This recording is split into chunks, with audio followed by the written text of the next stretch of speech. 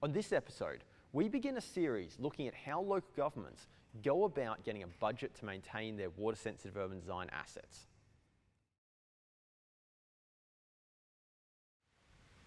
Hey everyone, and welcome back to Ideanthro, and welcome to the beginning of a series where we are going to be looking at how is it that local governments have gone about getting budgets for maintaining their water-sensitive urban design assets. Because the reality is that over the past few years, a lot of progress has been made on this, and I have been very fortunate to have the opportunity to observe a number of local governments as they've gone through this process, and I've seen quite a few similarities in how they've gone about it. So in this series, we're going to be looking at the common steps, the common process that a lot of these local governments have taken, and it varies, right? And this is certainly not going to be the only way to do this, but we're going to be looking at a process based on what I've observed of how a local government can go about getting a budget for maintaining its water-sensitive urban design assets. We're going to break this down into quite a few episodes here to drill into each of these in detail, but in this first episode, I'm just going to give you a little bit of an overview. But before we get into it, things to bear in mind are, this isn't the only way to do it.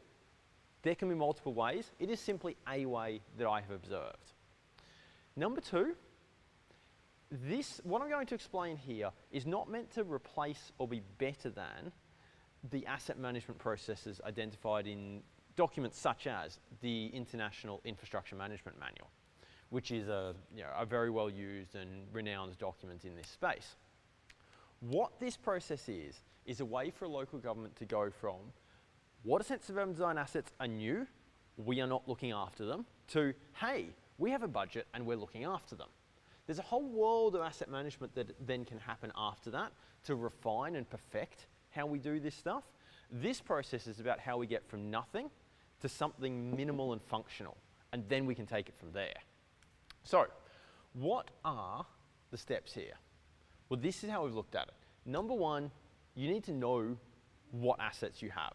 So locating them, finding them, getting a handle on the different types, and some data about them, specifically size data, because cost relates to size. So find the assets, put them in a GIS database. Assess the condition of the assets. So okay, it's one thing to know how many you have and of what type, but are they any good? Because that makes an influence on cost. Third up, deciding which department should be responsible for maintenance. That's an interesting one. Following on from that, building a business case. So why? Why should we be doing maintenance?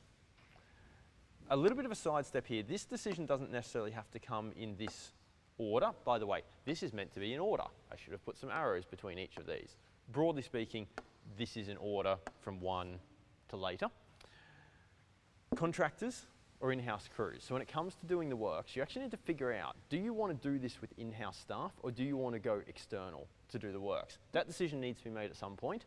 Doesn't necessarily have to happen exactly in this spot, but that's where we'll put it in for today. At this point, briefing up. So this process has an implicit assumption in it that it is an officer-driven process. You could solve a lot of maintenance budgeting problems with a top-down implementation of a maintenance budget, but we are making the assumption today that this is an officer-driven process. So at some point, there's some briefing up. Now, I believe that definitely has to happen at this point, but it could also happen at several other stages throughout this process, so don't get thrown by the fact that it's only written up here. It could be in multiple different spaces. Assuming the briefing up goes well, you've got some endorsement, you've got some approval, and then there's the implementation phase, and then continuing to improve after that. Because as I said, this is just to get us to a basic functional system. There's a whole world of asset management and refining of this stuff that needs to come after that. So let's dive into this series. Let's get started with finding the assets and assessing their condition.